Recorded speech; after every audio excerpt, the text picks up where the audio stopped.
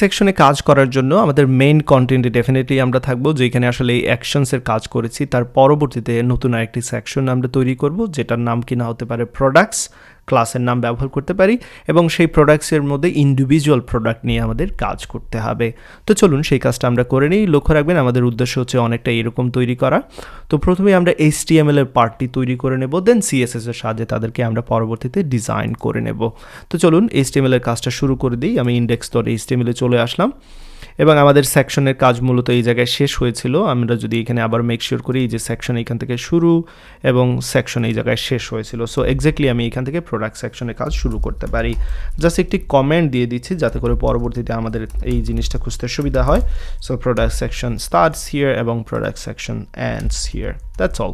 Alright, so এখানে আমরা যেমনটা বলেছি যে একটি সেকশন নেব এবং সেই সেকশনে আমি এখানে প্রোডাক্টস দিয়ে দিচ্ছি সেকশনের ক্লাস, যেটা কিনা আমরা অবশ্যই ব্যবহার করতে চাচ্ছি কারণ এখানে মাল্টিপল প্রোডাক্ট থাকবে। তো আমরা যদি একটি প্রোডাক্ট তৈরি করতে পারি সেক্ষেত্রে মাল্টিপল প্রোডাক্ট তৈরি করা ডেফিনেটলি কোনো ব্যাপার নয়। তো সেই জন্য আমাদের একটি প্রোডাক্টের দিকে লক্ষ্য রাখতে হবে। তো একটি প্রোডাক্ট তৈরি করার জন্য আমরা এখানে আর্টিকল ব্যবহার করব এবং সেই প্রোডাক্টের আর্টিকলের ক্লাস হিসেবে আমরা প্রোডাক্ট ব্যবহার করব, যেহেতু এখানে সিঙ্গুলার আইটেমের দিকে আমরা ফলো করছি। তো প্রোডাক্টে কী কী রয়েছে যদি সেই ডেমোটা আমি আপনাদের দেখাই। এইখানে মূলত যে অংশটা দেখতে পাচ্ছেন একটি ব্যাজ তৈরি করেছি। এই ব্যাজের মধ্যে কিছু টেক্সট রয়েছে এবং এখানে একটি হরিজন্টাল রুল রয়েছে। দেন ব্যাজের পরবর্তীতে একটি ইমেজ দেখতে পাচ্ছেন অ্যান্ড দেন প্রোডাক্টের বডি দেখতে পাচ্ছেন। তো এই তিনটা পার্টে যদি আমরা চিন্তা করি তাহলে কাজ করতে সুবিধা হবে। প্রথমে ব্যাজের কথা চিন্তা করি, চলুন ব্যাজটা আমরা তৈরি করে নিই। এখানে আমি একটি ডিভ নেব, সেই ডিভের ক্লাস হিসেবে আমি এখানে ব্যবহার করব ব্যাজ এবং এই ব্যাজে কী নিচ্ছি, সাপোজ প্রথমে একটি স্প্যান নিচ্ছি, স্প্যানের মধ্যে দেখাবে 5 ইন স্টক এরকম, অ্যান্ড দেন আরেকটি এখানে আমি স্প্যান নিব, এখানে দেখাবে কতগুলো আইটেম সোল্ড হয়েছে, এখানে দিচ্ছি 3 সোল্ড, অ্যান্ড মাঝখানে একটি হরিজন্টাল রুল থাকবে ডেফিনেটলি। সো HR এবং এই HRের জন্য একটি ক্লাস নিচ্ছি সাপোজ HR ডিজাইন নামে, ওকে, যেটা কিনা আমরা পরবর্তীতে CSS থেকে ব্যবহার করতে পারবো। তো চলুন আউটপুটের কী অবস্থা দেখতে পাচ্ছি, এখানে আউটপুট অলরেডি চলে এসেছে। অ্যান্ড দেন আমরা যে কাজটা করব এবার ইমেজ অ্যাড করব যেমনটা আমরা প্ল্যান করেছিলাম। সো ঠিক ব্যাজ ডিভের পরবর্তীতে আমরা একটি ইমেজ অ্যাড করতে যাচ্ছি।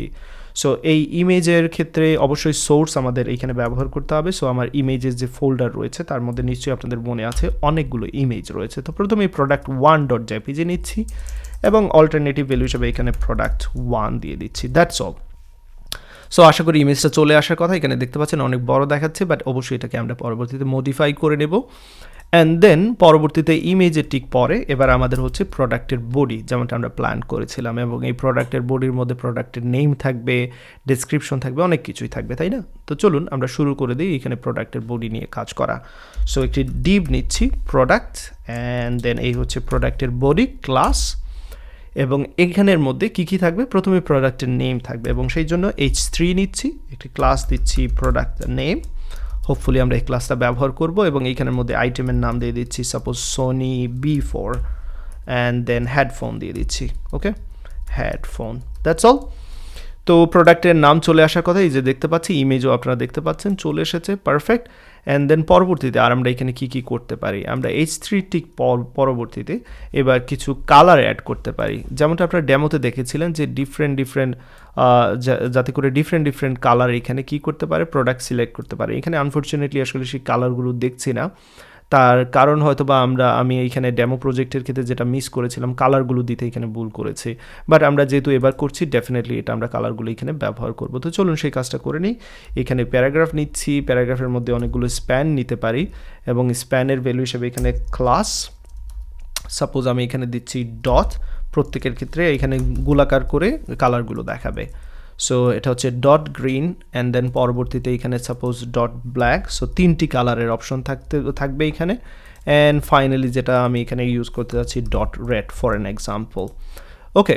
সো এই মুহূর্তে এরা ভিজিবল হবে না আউটপুটে, কারণ এদেরকে আমি CSS এর সাহায্যে ডিজাইন করব, ওকে। তো এবার চলুন প্রোডাক্টের ডিসক্রিপশনটা লিখি। সো P ডট, আমি প্যারাগ্রাফ ইউজ করছি প্রোডাক্ট ডিসক্রিপশনের জন্য, ডেসক্রিপশন, এবং এখানে কিছু টেক্সট দিতে চাচ্ছি, সাপোজ লরাম অ্যান্ড 10 বা 15 এর মতো দিতে পারি। এবং এইখানে পুরো ডেসক্রিপশনটা আমি দেখাবো না কিন্তু। সো কিছু জিনিস আমি রেখে দেবো লার্ন মোর, অর্থাৎ এইখানে একটা লিঙ্ক রেখে দেবো, যে লিঙ্কে ক্লিক করলে প্রোডাক্টের ফুল ডেসক্রিপশনটা দেখাবে, সেটা হচ্ছে আমার উদ্দেশ্য। তো চলুন যে কাজটা করি, এইখানে আমি এরকম ডট ডট দিয়ে দেন আমি এখানে একটি লিঙ্ক তৈরি করতে যাচ্ছি, এবং এই লিঙ্কের মধ্যে আমি কি করব, আমাদের যে প্রোডাক্ট ডট HTML, অর্থাৎ একটি প্রোডাক্টের পূর্ণ ডিটেলস যেখানে থাকবে সেটাকে লিঙ্ক করে দিতে চাচ্ছি, দ্যাটস অল। এবং এখানে টেক্সট হিসেবে আমি দেখাতে যাচ্ছি লার্ন মোর।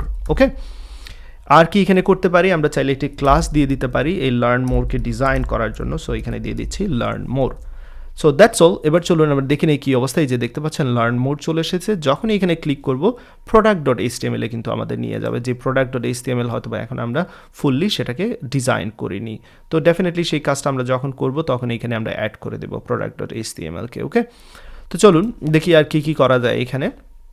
ডেফিনেটলি এখানে আমি আসলে ডট দেওয়ার দরকার ছিল না, জাস্ট প্রোডাক্ট ডট HTML যদি এখানে ক্লিক করি, এবার কিন্তু পারফেক্টলি দেখাচ্ছে প্রোডাক্ট পেজ, যেখানে কিনা ফুল ডেসক্রিপশন থাকবে প্রোডাক্টের।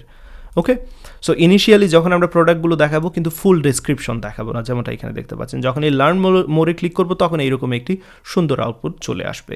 ওকে, সো চলুন আর দেখি এখানে কি করতে পারি আমরা। প্যারাগ্রাফের কাজ তো শেষ করে ফেললাম, আমরা প্রাইস অ্যাড করব প্রোডাক্টের জন্য। সো এই প্যারাগ্রাফের ঠিক নিচে H4 এর মাধ্যমে আমি একটি প্রোডাক্ট প্রাইস নামে একটি ক্লাস নিচ্ছি, প্রোডাক্ট প্রাইস, এবং এইখানের মধ্যে একটি প্রাইস দিয়ে দিচ্ছি রাফ ভ্যালু হিসেবে, হোয়াট এভার আপনাদের ইচ্ছা মতো দিতে পারেন। এখানে 225.99 এরকম একটা প্রাইস দিয়ে দিতে পারি। অ্যান্ড দেন আমি এখানে একটি প্যারাগ্রাফ নিচ্ছি, সেই প্যারাগ্রাফে প্রোডাক্ট রেটিং দিয়ে দিচ্ছি, প্রোডাক্ট রেটিং, অ্যান্ড দেন আমি এখানে দিচ্ছি rating, and then 4.5 out of 5।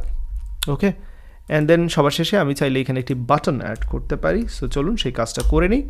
বাটনের জন্য এখানে ক্লাস, ডেফিনেটলি একটি ক্লাস আমরা তৈরি করেছিলাম, নিশ্চয়ই আপনাদের মনে আছে বাটন, সেটা ব্যবহার করব, এবং এইখানে দিচ্ছি প্রোডাক্ট বাটন, দ্যাটস অল।